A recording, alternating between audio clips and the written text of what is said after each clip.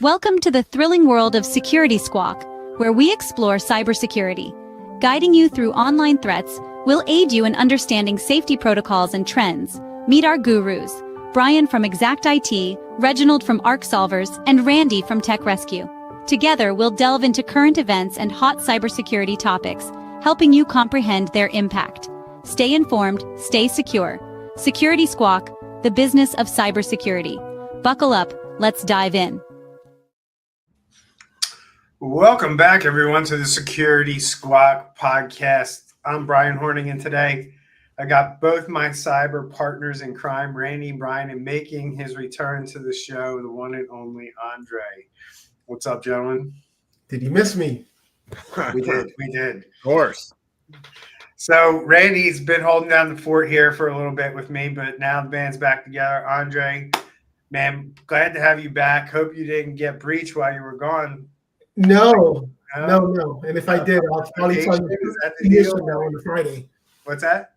If I did get breached, I'll tell the world 2 years from now on a Friday. Nice. Wow. Right before 4th of July. Yeah, exactly. And no personal information was accessed, correct? Yeah, nothing to worry about. All right, guys, we got a loaded show this week. Clearly, another story to get through since we have Andre back with us. So, high level, we're going to talk about a major airline breach. It's leaking over 1 million travelers' data. A government AI screw up that literally uploaded victims' personal information into ChatGPT. And we're going to talk about ransomware's resurgence that's hitting wallets harder than ever as insurance coverage dries up. And we're going to talk about what's behind that in combination with all the other things that we always talk about on this show around statistics and what's going on with ransomware and what businesses are actually doing to protect your data and what they're not doing. So let's jump right into the turbulence as Randy's going to hit us up with turbulence. Yeah, sorry, buddy. With the story here out of WestJet, Canada's second largest airline, got hit with a data breach that exposed 1.2 million customers. That's names, birth dates, travel documents, and more. Give us the flight path of this mess, Randy. Wow, way to go. Way to bring in those little puns, right? Pretty good flyby with those, man. So anyway, this WestJet. So WestJet's officially based out of Canada, and I know that we do 95% of our stuff we discuss is USA based, but I felt like this was a good one to talk about because, one, we don't know who exactly is behind this as of my research yesterday evening. Mm-hmm. But that said, this was about the time back in June when this happened that Scattered Spider was involved in a bunch of hacks in the aviation industry. So potentially points to that. Also, they said WestJet said that they were breached by social engineering people. Someone called in and said they lost their password, had really good English, understood what was going on, was able to get their password reset. And then that's how they got into that. WestJet had a way for the employees to connect called Citrix. It's like a little virtual desktop kind of thing.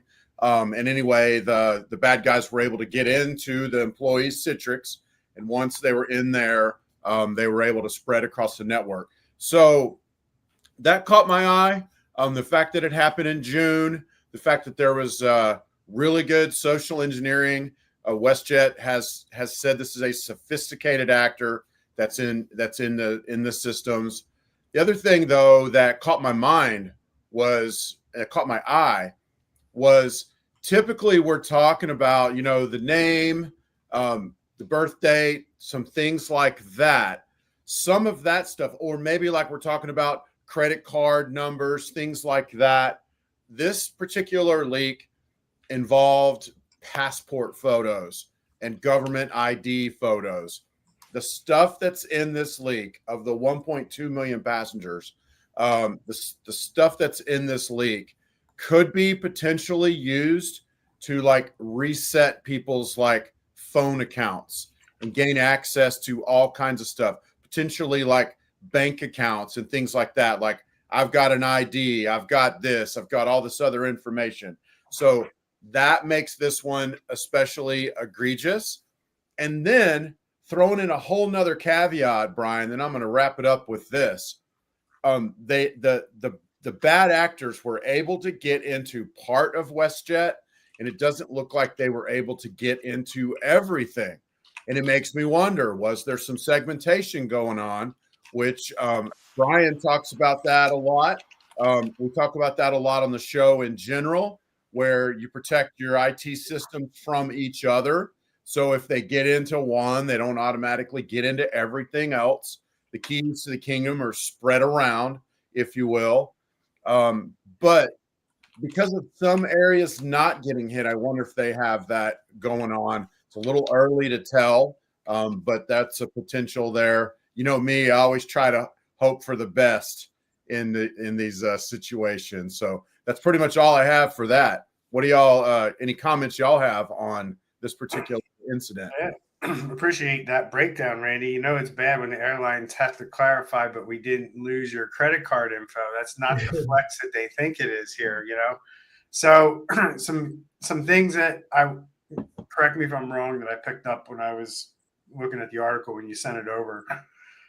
They found this on June 13th, right? After suspicious network activity, personal data, passport data leak, but no payment data. And they're going to offer identity protection. So do we know who's behind this? Are we thinking Scattered Spider? They're saying they're being tight-lipped, or they're saying like it's a sophisticated group. There aren't too many of those out there. So what are we thinking, or do we have any idea? Well, yeah, that's all signs potentially point to Scattered Spider. You know, like I mentioned, the really good social engineering, and just the fact that it happened in June when other aviation industry, companies were getting hit by Scattered Spider, but they haven't.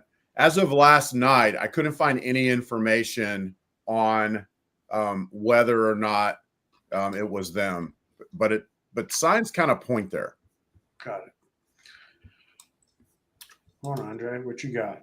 Yeah, so a few things that I saw. So very well, the information could have been segmented, but they could have also just been doing a great job in their PCI compliance and making sure their credit card information was actually stored correctly and encrypted. But, you know, it was interesting how the article said, however, it did not expose, customer account login credentials and actually credit card numbers. And this is important for companies to understand that, yes, it's absolutely 100%. You got to protect the credit card numbers, but you can't downplay, especially if you're in that type of hospitality or airlines where there's, passports, driver license, all of that information needs to be encrypted and protected.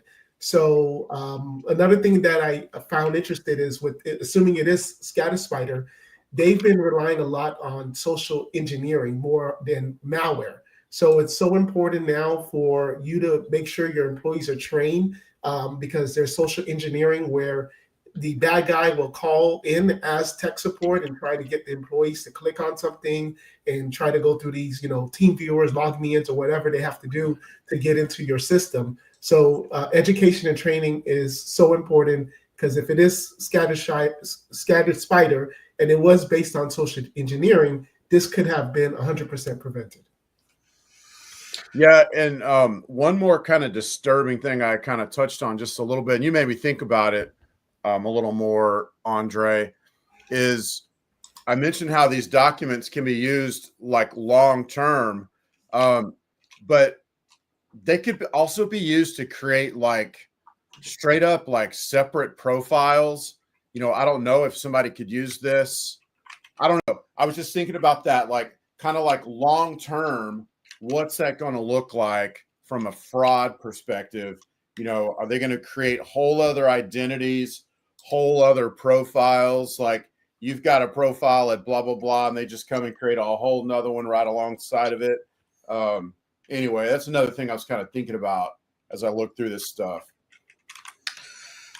Yep. And then we have, what happens, when travel brands trust gets breached like this. You know what I mean? The long-term ramifications of how people feel about, giving up their, because I mean, like you're up against it, right? Because you want to travel, you have to give up this information. You have to give people your passport and copies of your identification. And, I don't know if trust gets eroded if this continues to happen and people start to ask questions as to why certain companies or certain organizations need to have copies of this stuff, right? Or we learn where it's being shared on the back end as well after you give it up. So that's another interesting piece to this that I think we will all learn in the future, as our data gets shared and moved around, who actually gets their hands on it at the end of the day through these breaches. So, yeah. And, you mentioned the storing of this information. So like the passport and the IDs, do they really need to keep that long term? I mean, the government has a database of that stuff. They check you into the TSA with that stuff. Shouldn't just showing it when you get your ticket and your boarding pass, shouldn't that just be really all they need with your passport and your ID? Like that was another thing that kind of shocked me. Here's like, why are they keeping all that data? Because they don't need it. Because yes, you have a ticket. Okay, boom, you verified yourself, delete it. And then the government entities are the ones that keep track of that stuff, right? So why are they keeping that long term? Why were they keeping it long term? No idea, but that is a common thing that at least I see out there. And that's something that's really not well defined or regulated or enforced. Right. Any business can kind of choose in today's environment how long they want to keep your data. I mean, I have clients that, are what would be considered, digital hoarders in terms of like they just keep everything and they don't ever clean it out. Right. And they've been in business for 25 years or more. Right. And they have 25 years of data on their computer somewhere. Right. Or and that's just, why do you need an email from 1999? You don't, probably. Right. So it's things like that you see all over the place where you don't think like, hey, this won't be a big deal for me one day. And it ends up being a big deal for you one day because you get hacked. And now this information that's 25 years old is now causing a problem for you because it's now personal information that's been released on the dark web. Yeah, but with cloud and things getting cheaper for terabytes of data, like look at Microsoft, how they can let you do archiving after you hit the 50 gigs and things like that. So the cloud is also making it easier for people to be like, yeah, just store it, versus back in the days, you would have to tell the client, hey, we got to upgrade your hard drive and we got to spend all this money to add an additional drive or whatever the case is. So just convenience. All right, Andre, this one is all you, buddy. This New South Wales government in Australia had a contractor upload, flood victims' personal data, including health details, straight into ChatGPT. You can't make this stuff up. Andre, what is happening here? Well, I'll give a little backstory. So like you said, the contractor for the New South Wales in Australia, they basically uploaded this document that had people's phone numbers, health details, names, address, and it was 12,000 rows. So this is a lot of information. But I was surprised that this actually made the news because companies are literally doing this every day. So that was kind of why I was putting this article here, because I've seen it where we go in and we do audits or we just talking to people and, you hear the clients and see the clients literally uploading, financial information, sensitive information and so forth like that. So that's kind of what I wanted to talk about is like, I'm just surprised this made the news. Yeah, it's wild. I mean, we're seeing this more and more. People just don't understand the threats of AI at all, right? And part one of the threats, and we're not going to get into all of them today, but it's something we can absolutely cover on the show, AI has been around long enough that we've seen many different misuses and or threat vectors result from AI, and it can be pretty eye-opening if you're not aware of it, right? And this is just one of those things. This is like that Microsoft one that I heard about, where, sorry, not Microsoft one, but where somebody had uploaded a bunch of Microsoft keys in the ChatGPT for some kind of an analysis, right? And that was eventually that information was stored by ChatGPT, and then later on somebody came along and asked ChatGPT can't talk today. If you have any office keys or software keys stored in your memory, and they spit them out and they tested them and they worked. So you got to be careful what you put in this tool, because it's learning all the time. And depending on what version you're using and how you have it set, you could be exposing information, personal information, just like this to systems like ChatGPT. Yeah, I could probably see it now where the boss was asking, man, John, how did you get this done so fast? And he's like, oh, I just put in ChatGPT and I did this, and it popped out things. But this is just so why it's so important. Again, going back on that training, using, empowering your employees to use the AI tools, but make sure that these tools have some type of access control, logging systems that could prevent these type of uploads. Yeah, I just had a big discussion with somebody about this the other day, kind of another like tech person type thing. And they were saying like, oh yeah, like it's all, it's made anonymous and, blah, blah, blah. And it's like, it's not really how it works, because the ChatGPT is made to like kind of mimic the human brain. And, even if you memorize something, you don't remember every single little thing as you learn it. So the things, though, that are more unique have a higher chance, like a product key, like personal information about a flood, have a higher chance of just being remembered verbatim. So bottom line is if companies are going to use AI, and they should, they're going to need some kind of like AI policy, like that just kind of sets the guidelines. Andre, you just kind of touched on this, but sets the guidelines on which AIs are okay to use for company data, which are not.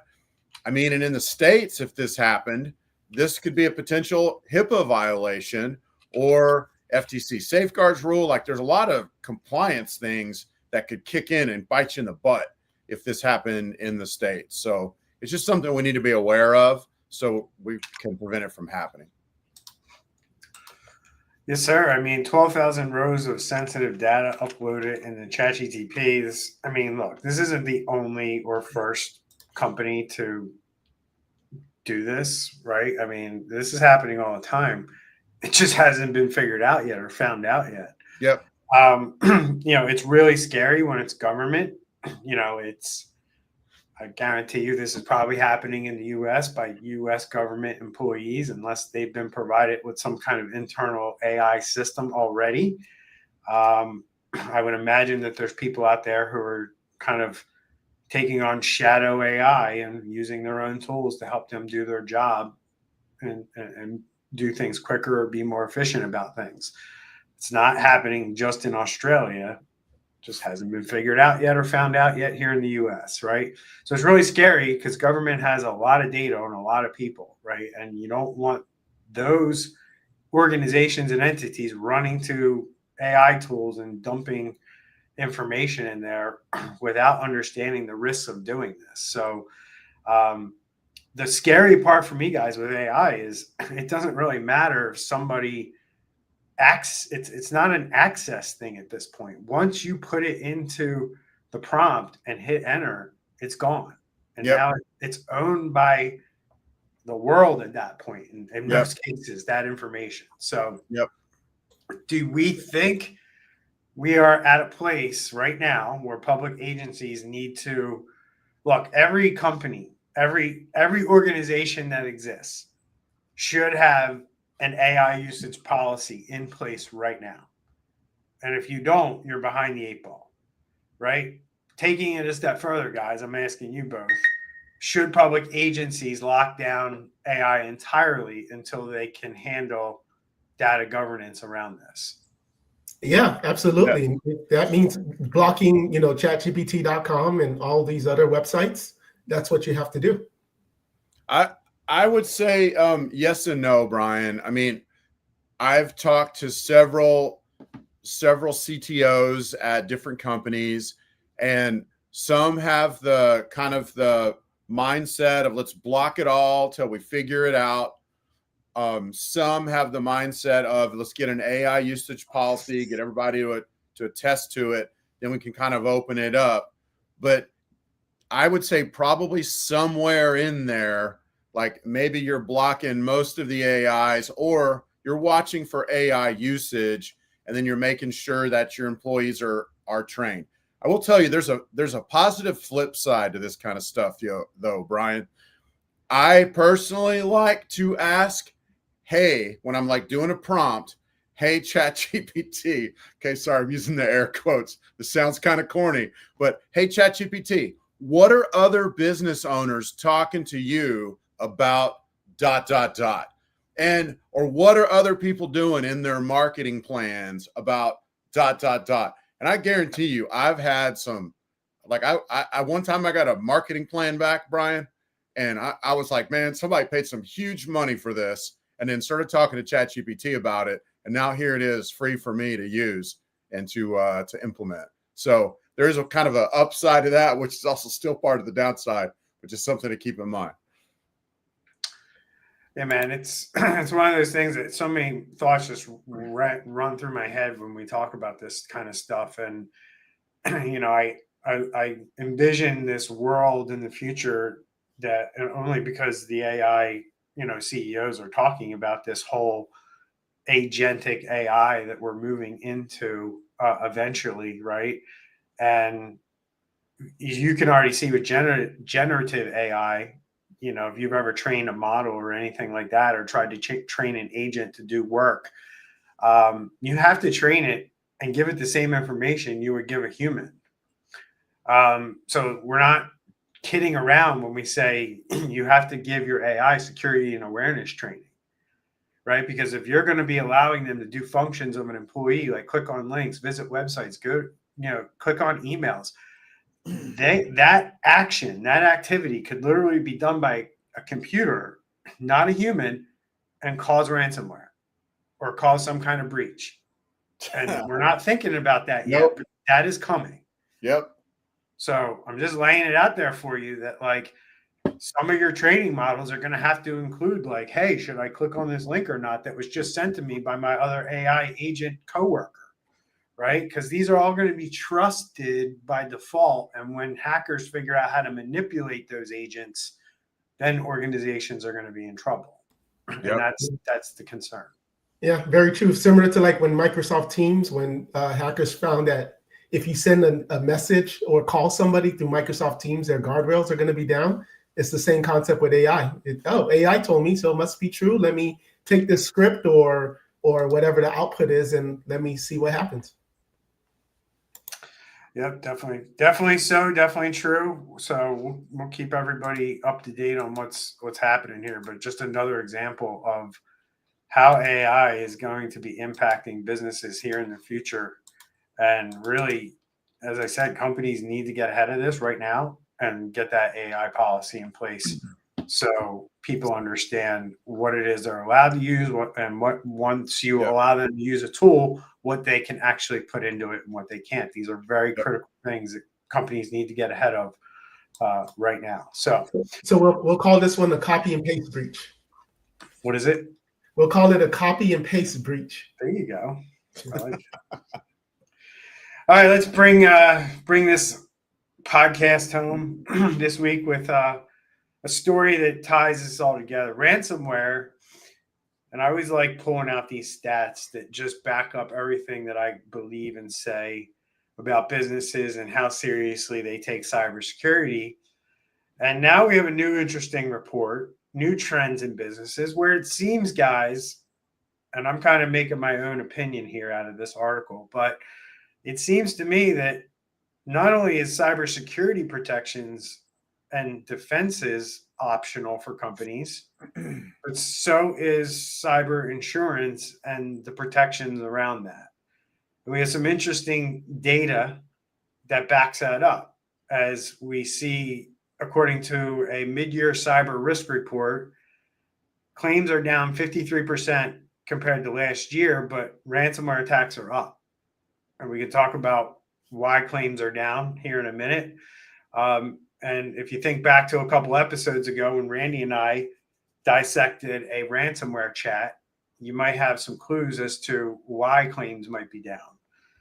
The average loss per incident is up 17%, meaning when companies do decide to exercise their right to bring in cyber insurance, it's usually because the number is astronomical and the company, it just can't afford to pay what these guys are asking for. And they have no ability to get the number down. So they got to use cyber insurance. Ransomware now drives roughly 3/4 of all losses to the when companies get hit by attackers. And again, they're not encrypting, and the insurance companies are backing up what we've been saying on this show for a long time. Attackers are not encrypting data anymore. They're using AI to profile their victims. They read your cyber insurance policy limits and they price the ransom accordingly.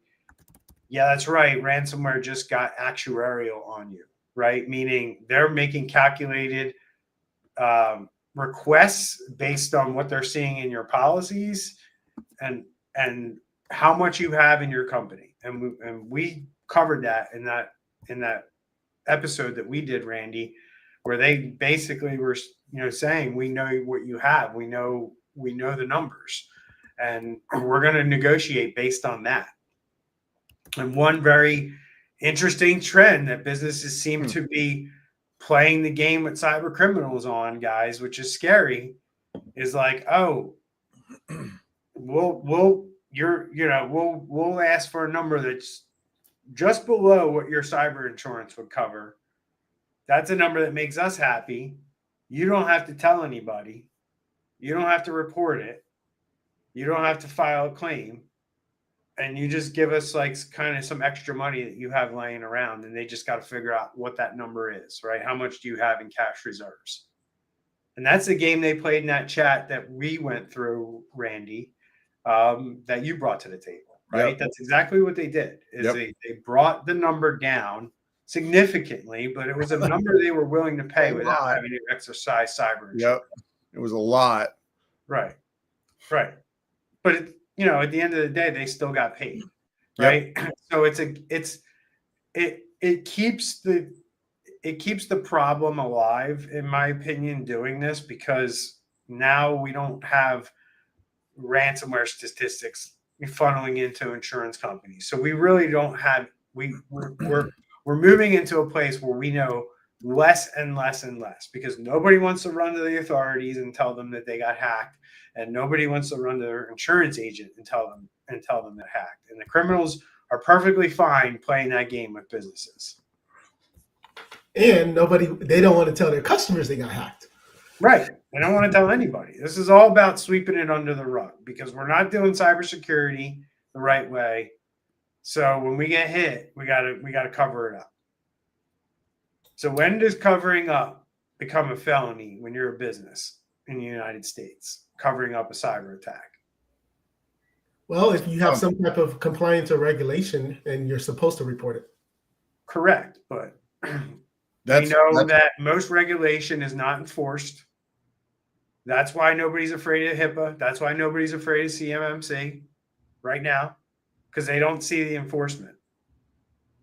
So until that game changes with enforcement, these business owners and these CEOs, CFOs, everybody, the C-suite is willing to play chicken with this whole game, with cyber criminals, with the regulators, with the cyber insurance companies. They're all willing to play chicken. Yeah, it's a calculated risk. Go ahead, Randy. Yeah, I mean, I don't know. Sorry. I'm gonna hold that thought for a minute. Hold it. You I should don't have think written it down. you don't It think they're left ready my to put brain. play chicken? So It's like 3 minutes ago. Yeah, well, no, when you said play chicken, it caused a train wreck in my brain, and I lost everything that we were thinking of. No, you asked the question, when does it become a felony? And then we talked about how some of the laws aren't being enforced. But you know what is being enforced is the lawyers coming back around and suing. And so it might be a felony if you're withholding it to keep your stock prices from falling. But if a lawyer catches wind of that, you're most likely opening yourself up to a lawsuit. And then the law is not going to matter so much. It's going to be more of a matter of, did you cause damage to these shareholders or whatever? I'm just saying you bring that aspect into it, and, maybe the law's kind of slow to enforce, but a lawyer's not going to be slow to hop on it if there's a potential lawsuit. So I think the C-level needs to know that that's a real thing, and that's happened multiple times where, they didn't go about it just right as far as that goes, the way they let it out, the way they didn't let it out, the way they said it when they did, and that opened them up to a lawsuit. Which, by the way, in Texas, September 1, we had a safe harbor law go into effect that if your company is doing certain things and they're doing it the right way, and you can prove that, you can't be sued in a civil court by lawyers over damages. And that's a great way to bring around compliance. Yeah, that's a good law. Well, it's probably got a lot of crap in it as well, but overall, yes. So because a lot of these, what's happening though is a lot of these businesses are opting not to continue with their insurance cyber protections for two reasons. Number one, that the terms tighten every year, and it's getting harder and harder to prove that you're doing this stuff if you're not doing it, right? And they want proof that you're doing it, no longer, an application that you just, check off some boxes and then they give you a number and you pay that number and hope you never have to use it, right? The other side of it is if you do have to use it and any of those boxes were checked incorrectly, you're getting a reduced payment or not paid at all, right? So in some industries, we're seeing payments skyrocket as a result because they're just a highly targeted area. And if you want cyber insurance, it's going to be very expensive. So businesses are opting not to buy it for those reasons. And then some industries flat out can't even get it because the insurance industry has just decided we're not going to offer those businesses cyber insurance. So, the real safety net here for businesses as it's playing out is just to do cybersecurity the right way and have a strong cyber protection plan in place and a resiliency plan in place, right? Make sure your backups are good. Make sure you've tested them. Make sure you recover them. Make sure you have a staff that knows what to do and how to do it and how to respond. So you're not panicking in the event that you do get hit one day or something bad does happen, right? Even something as simple as a business email breach, right? What does your team do? What do they know how to do? What do they know what to do and who to contact when their email gets compromised by somebody or they see something fishy going on in their email? Rule was created. Emails were moving around, right? These are, if you don't have the right protections in place, these are a lot of times how those things manifest themselves. As an employee notices something's not right with their email, and then they have to do what? Just sit there and, hope or, call somebody, right? And if they don't know who to call, the length of that usually ends up being long enough to where a lot of damage can be done. So any last thoughts, guys, before we wrap up the show here? Yeah, there was one more statistic that was interesting. It said 74% of businesses provide training, but almost half say it's ineffective. And then it continued to say, but human error remains the top cause of breaches. Yes. That's crazy. Well, it's just lazy people. I mean, it's like, how many people think that they want to get in shape, but the gym they have, the membership they have is ineffective. You know what I mean? it's not the gym that's ineffective. It's the person who's, has the gym membership who's ineffective at using that to get themselves in shape, right? So it's the same thing here, right? If you're getting training and you're just checking boxes and you're not really paying attention to the content and you're just trying to get through it, whatever your training is, right? Some of it you can just watch a video. Some of it you can just sign in and say you did it, right? It doesn't mean you actually watched it. So it's very interesting to kind of understand that dynamic, because we know, even in our own business, across all of our clients, if we look, I would say that getting people to consistently take security and awareness training is a struggle, right? It's not 100% across the board, right? And it should be, right? That's what most compliance and most frameworks require, is that everybody does regular training, not some people, not 80% of the company, everybody. That means 100%, right? And I would venture to say that not one company that we support would hit that benchmark on a consistent basis. So, Yeah. All right, guys, that's it for today. 3 stories, 3 lessons. Breaches hit, trust first, not tech. That's one lesson learned for today that I took away. AI tools can leak faster than you can type ChatGPT. And then the ransomware economy isn't dying. It's ever evolving. So, Andre, Randy, any final thoughts, takeaways for today before we get out of here? Don't just check the box. Yeah. And it's always a fun time in the cybersecurity world. Yes, it is. All right, guys, thanks a lot. Appreciate your inputs. As always, great having the full crew back, and appreciate everyone for tuning in, hitting the subscribe button wherever you can, drop us a review, and share the show with someone who still thinks AI stands for almost invincible. So if you want to keep us going here on the show, you can visit buymeacoffee.com/security squawk. Remember, stay alert, stay secure, and we'll see you in the next week's episode of Security Squawk. Take care, everyone.